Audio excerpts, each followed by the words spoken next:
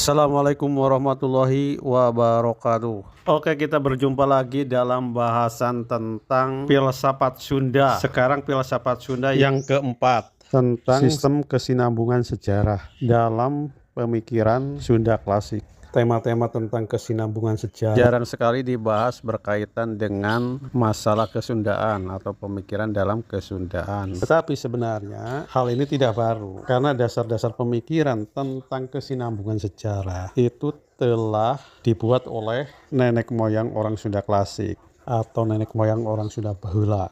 Mungkin kita sering dengar ungkapan-ungkapan ini, tetapi kadang juga kita tidak pernah tahu maksudnya seperti apa, karena tidak pernah dihubungkan dengan teori-teori yang berkembang belakangan ini. Pada bahasan-bahasan awal ini, sebelum memasuki kepada konsep-konsep yang diajarkan oleh nenek moyang Sunda, kita bahas dulu tentang suatu teori-teori yang berhubungan dengan pentingnya suatu kemajuan, kebangkitan, dan mengapa begitu pentingnya mempelajari pemikiran-pemikiran yang diajarkan oleh nenek moyang dulu. Jadi pada pembahasan yang keempat ini kita bahas dulu tentang teori kesinambungan sejarah, di mana oleh nenek moyang orang Sunda sendiri hal ini telah diajarkan. Hal ini sebenarnya sebagai suatu upaya untuk mencari jawaban terhadap pertanyaan bagaimana agar masyarakat Sunda itu menjadi bangsa yang modern, maju, tetapi berdasarkan budayanya sendiri, atau maju modern yang Nyunda. Jadi bagaimana caranya menjadi maju modern tapi Nyunda? Karena itu kita harus mencoba mencari jawabannya dengan mempelajari bangsa-bangsa yang maju berdasarkan teori-teori mutakhir. Dan ternyata hal ini telah dibangun sebelumnya oleh nenek moyang Sunda, tetapi kita tidak pernah menyadari dan mempelajarinya. Dan dengan mempelajari teori tentang kesinambungan sejarah ini, di samping untuk mencari jawaban terhadap upaya apa yang harus dilakukan untuk menjadi masyarakat Sunda yang maju dan modern tapi Nyunda, juga sebagai suatu upaya untuk belajar mengapa Eropa itu menjadi negara-negara maju dan mengapa Jepang itu menjadi modern pertama yang orisinil setelah Eropa yang ada di Asia. Hal itu diikuti oleh Korea, Taiwan, Singapura, dan lainnya. Secara sumber daya alam, mereka itu adalah negara-negara miskin. Mungkin ada yang hal bisa ditiru dari mereka dalam meraih kemodernannya dengan membandingkan dengan peradaban besar sebelumnya seperti peradaban Islam di Baghdad. Mungkin kita akan belajar tentang sebab-sebab dari kemajuan suatu bangsa. Menurut suatu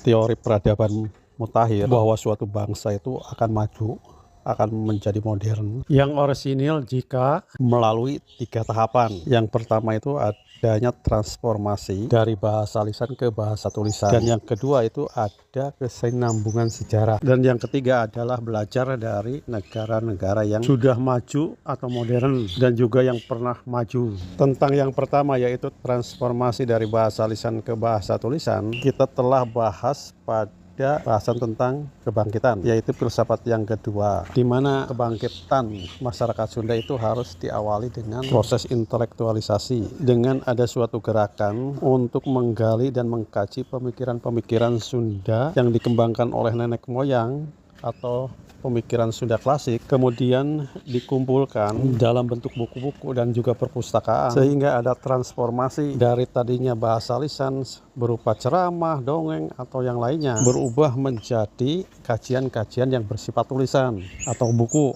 Karena menurut ahli peradaban itu sendiri dikatakan bahwa jika suatu bangsa hanya mengedepankan tradisi lisan seperti ceramah, dongeng, dan lainnya, itu tidak akan naik kelas menjadi negara maju atau modern, bahkan masih dicap sebagai negara tradisionalis, negeri yang jauh dari peradaban maju atau peradaban modern. Dan yang kedua, tentang kesinambungan sejarah yang dibahas dalam tema ini mengindikasikan bahwa begitu pentingnya suatu teori tentang kesinambungan sejarah ini, kesinambungan sejarah masa lalunya dengan masa sekarang untuk mengkonsep masa depannya. Jadi dalam teori ini, dalam teori kesinambungan sejarah ini, intinya harus ada komunikasi antara masa kini dengan masa lalunya, sehingga menjadi fondasi yang kuat untuk menuju masa depannya. Dan yang ketiga itu mungkin secara umum bahwa bangsa-bangsa yang ingin maju atau modern itu harus mempelajari atau belajar kepada bangsa-bangsa yang sudah maju, termasuk pengalaman dan ilmu pengetahuannya. Hal ini tentu harus berdasarkan kepada tradisi Sunda. Karena itu perlu adanya upaya-upaya untuk menggali lagi pemikiran-pemikiran yang dikembangkan oleh nenek moyang Sunda, yang dikatakan dalam naskah masih berserakan seperti kalakai atau daun-daun tumbuhan yang berjatuhan di bawah pohon yang masih berserakan.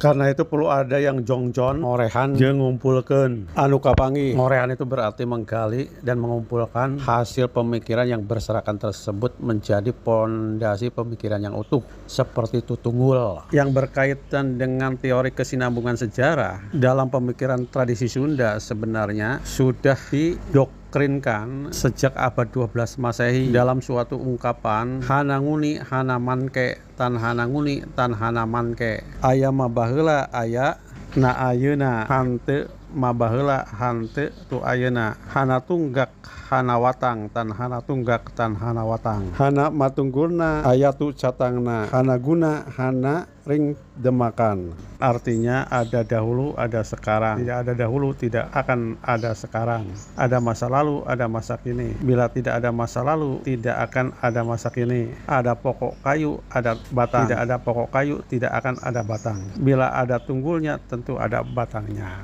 Ada jasa, ada anugerah. Ungkapan ini ada dalam naskah Amanat Galunggung yang merupakan ungkapan dari Prabu Darmasiksa, Raja ke-25 Kerajaan Sunda, yang merupakan nasihat untuk anak cucu, cicit dan seterusnya. Jadi ungkapan ini seolah relevan dengan teori kesinambungan sejarah yang dibahas sekarang ini. Ungkapan ini dikatakan hananguni hanamanke tan hananguni tan hanamanke, yang artinya ada dahulu ada sekarang, tidak ada dahulu tidak ada sekarang. Jika ungkapan awal berkaitan dengan waktu, kemudian dipertegas dengan konsep zamannya. Aya mabaheula aya ma ayeuna hante mabaheula hante tu ayeuna. Untuk ungkapan ini sering diterjemahkan sebagai berikut: ada masa lalu, ada masa kini. Bila tidak ada masa lalu, tidak akan ada masa kini.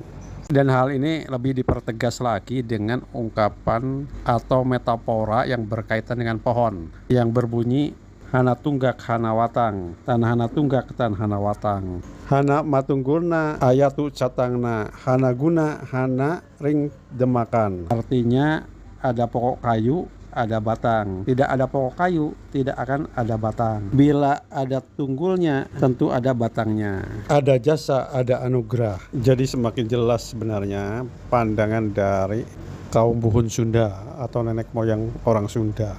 Pemikirannya itu sangat inspiratif dan berkonsep masa depan atau futuristik. Zaman sekarang ini sangat tergantung kepada masa lalunya. Yang disebut masa lalu adalah zaman sebelum sekarang ini. Tetapi zaman sekarang ini oleh generasi masa depan akan disebut dengan zaman lalu atau masa lalu. Karena itu adalah suatu kesempatan yang terbaik dari zaman sekarang, memberikan jalan selebar-lebarnya untuk generasi kedepannya menjadi generasi terbaik. Karena itu harus dibangun suatu paradigma yang terukur, bahwa setiap zaman itu harus memberikan kontribusi untuk masa depannya. Jadi jangan biarkan generasi masa depan itu tumbuh secara evolusi. Untuk menuju kebaikan pun atau kemajuan harus menunggu sampai ratusan tahun. Jadi jika generasi sekarang memberikan jalan yang terbaik untuk generasi masa depannya, berarti generasi masa depan akan sangat mudah untuk memimpin zamannya. Atau setidaknya ketika berjalan ke masa depan bisa membusukkan dada dengan lebar. Jadi jangan biarkan sekarang itu kita tergopoh-gopoh dalam menghadapi zaman pun, malah generasi mendatang semakin parah atau semakin tidak berdaya. Jadi disinilah kehebatan dari pemikir-pemikir nenek moyang orang Sunda. Itu berpikir sangat futuristik, bahwa harus ada kesinambungan sejarah pemikiran masa sekarang dengan masa lalunya untuk mengkonsep masa depannya. Jadi jika pemikiran-pemikiran Sunda tidak dibangkitkan lagi dari sekarang, maka generasi mendatang itu akan buram terhadap budayanya itu sendiri. Di sini harus dibatasi bahwa budaya-budaya itu atau tradisi-tradisi itu tidak sebatas hanya tradisi-tradisi yang dipahami sekarang, tetapi lebih mengedepankan kepada tradisi pemikiran, karena itu lebih universal daripada upacara-upacara kedaerahan yang cenderung berorientasi ke belakang. Jadi setiap tradisi kita harus kritisi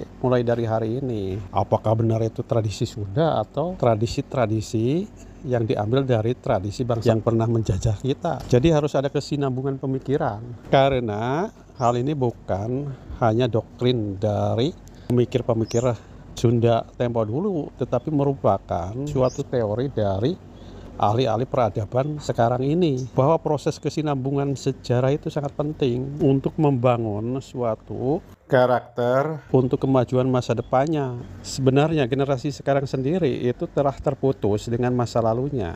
Jadi hasil pemikiran masa lalu sekarang jarang dikaji secara intelektual. Padahal hal ini pernah dilakukan pada tahun 1970-an. Generasi emas pemikiran Sunda di abad 20 itu terjadi di era tahun 1970 hingga tahun 1990-an dengan munculnya tokoh-tokoh seperti Aca, Edi S. Eka Jati, Hayat Rohedi, Ai Prosidi, dan lainnya. Mereka adalah pemikir-pemikir yang membangkitkan kembali pemikiran-pemikiran Sunda Bahula atau Sunda klasik dengan menerjemahkan berbagai karya-karya atau naskah-naskah Sunda, tetapi kemudian seolah terputus. Generasi di kemudian hari tidak mengembangkan apa yang dilakukan oleh mereka, tetapi kemudian terjebak kepada pemikiran-pemikiran yang instan seperti Kirata atau dikira-kira nyata dan juga Silip Siloka, karena keengganan mereka untuk menelaah dan mengkaji pemikiran-pemikiran Sunda sebelumnya.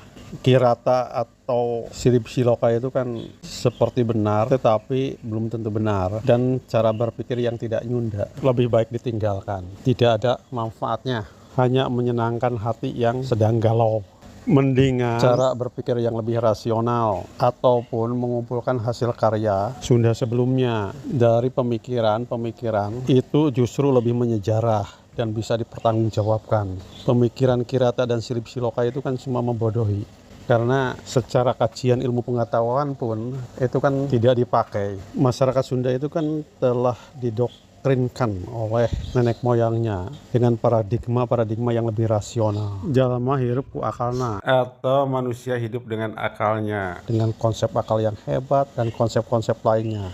Harusnya masyarakat Sunda itu menguasai perdebatan-perdebatan, mengapa tidak dimanfaatkan. Jadi jangan biarkan perdebatan-perdebatan di tingkat global diberikan kepada orang-orang yang licik, atau membiarkan pemikiran-pemikiran Sunda tidak berkembang dalam segi ilmu pengetahuan dan juga sejarah.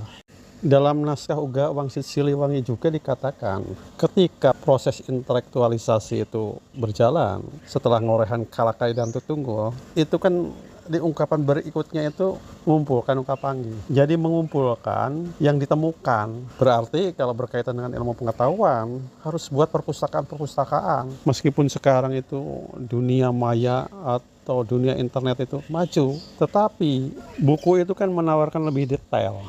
Dan satu-satunya jalan supaya kesinambungan sejarah itu berjalan dengan baik, ya harus membuat perpustakaan-perpustakaan di berbagai daerah. Jadi masyarakat Sunda harus serentak membangun perpustakaan dengan mengumpulkan hasil karya-karya masyarakat Sunda dan juga ilmu pengetahuan secara umum. Karena semakin banyak yang mengakses perbukuan tentang kesundaan, maka akan semakin banyak orang yang berpikir, akan semakin banyak orang yang menelaah, akan semakin banyak orang yang mengkaji, sehingga terjadi intelektualisasi di masyarakat Sunda dan mungkin menjadi revolusi ilmu pengetahuan. Dan masa depan masyarakat Sunda itu kan semakin terbuka untuk menguasai wacana peradaban di dunia, karena berjalan di atas rel ilmu pengetahuan secara umum. Sebenarnya proses kesinambungan sejarah ini mempunyai hambatan yang besar itu karena halusisasi bahasa, dan mungkin dilihat secara global Proses halusisasi bahasa itu sebenarnya merupakan malapetaka terbesar yang dibuat generasi sekarang bagi peradaban Sunda ke depan. Di samping terjadi feodalisasi bahasa, juga menempatkan masyarakat Sunda itu mengikuti bangsa lain atau ngabuntut muning. Karena bahasa-bahasa sebelumnya tidak akan dikenali lagi di masa mendatang karena sudah dirubah bahasanya. Jadi mending stop itu halusisasi bahasa itu, tidak produktif. Harusnya bahasa Sunda itu kan dikembangkan menjadi bahasa ilmu pengetahuan. Kalau memerlukan serapan, ya mending bahasa Arab, bahasa Inggris, atau bahasa Melayu. Kan itu jelas-jelas bahasa egaliter, bahasa ilmu pengetahuan, bukan bahasa feodal. Jadi proses kesinambungan sejarah masyarakat Sunda dari masa lalu, masa kini, dan masa depan itu justru mengalami hambatan atau kendala dari masyarakat Sunda itu sendiri, terutama telah disebutkan pada bahasan ini, yaitu halusisasi bahasa, dan kedua cara berpikir kirata dan silib siloka, dan yang ketiga banyak aktivis-aktivis yang mengatasnamakan representasi dari tradisi Sunda yang tidak kritis, anti kemajuan, dan sangat berorientasi ke belakang, padahal yang dihadapi adalah masa depan. Demikian, Assalamualaikum warahmatullahi wabarakatuh.